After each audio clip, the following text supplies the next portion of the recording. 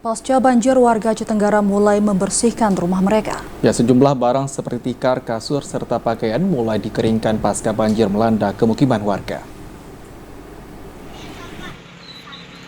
Sejumlah warga Aceh Tenggara yang terdampak banjir mulai membersihkan rumah mereka.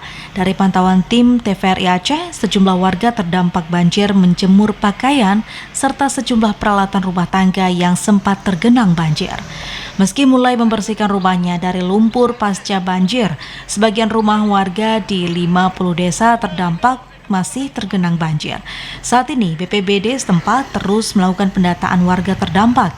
Sementara informasi BPBD saat ini, kecamatan yang terimbas banjir diantaranya Kecamatan Bambel, Kecamatan Lawe Sumur, Kecamatan Semadam, Kecamatan Bukit Tusam, Kecamatan Lawe Bulan, Kecamatan Tanoh Alas, Kecamatan Babu Salam, Kecamatan Lawe Sigala-Gala, Kecamatan Babu Rahmah, dan Kecamatan Lawe Alas. Warga ya semuanya sudah membersihkan rumah dan menjemur barang-barang yang terendam banjir. Pada saat ini, warga ini kan semenjak tadi malam menyediakan makanan itu nggak ada, dapur semuanya sudah basah. BPBD Aceh Tenggara menyampaikan meski banjir sempat surut beberapa sentimeter, namun jika hujan kembali turun, banjir diprediksi akan kembali menggenangi sejumlah rumah warga.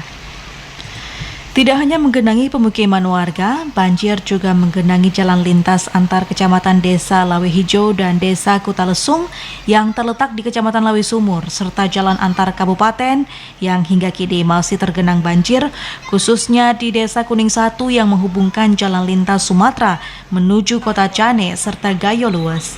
Warga korban banjir berharap perhatian pemerintah, karena saat ini warga mulai kesulitan mendapatkan makanan, air mineral, serta air bersih.